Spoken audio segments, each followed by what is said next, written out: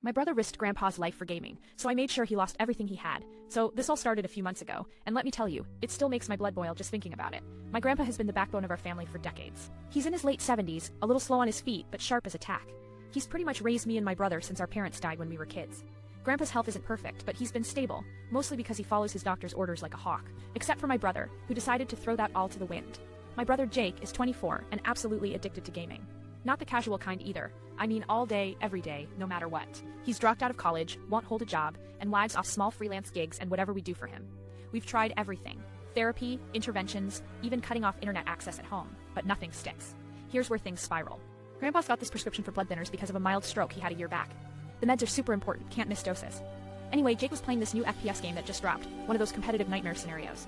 He was in the zone, headset on, yelling at his teammates, the whole 9 yards. Grandpa needed the meds that morning, but Jake forgot where Grandpa left them, or worse, took the bottle, because he wanted to make a fat cash grab selling prescription meds on the side. When Grandpa confronted him, Jake snapped and told him to shut up because the game was about to start a tournament. Long story short, Grandpa ended up missing a bunch of doses. We didn't know until his health took a nosedive. He was rushed to the hospital with a stroke recurrence that almost killed him. The doctors made it very clear, missing those meds was a potentially fatal gamble. I was beside myself with anger and guilt for not catching it sooner. How could Jake be so selfish? So reckless? Grandpa nearly died, and Jake was too busy chasing virtual trophies to care. That's when I decided it was time for payback.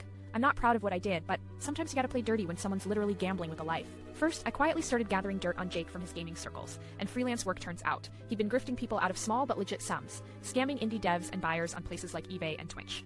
I collected screenshots, receipts, chats. Then I went to his landlord with proof of unpaid rent and threats against neighbors that Jake had made during online rages. Next, I hacked together a burner email and crafted a detailed anonymous complaint to his freelance platforms, accusing him of fraud and harassment with all the evidence I'd collected.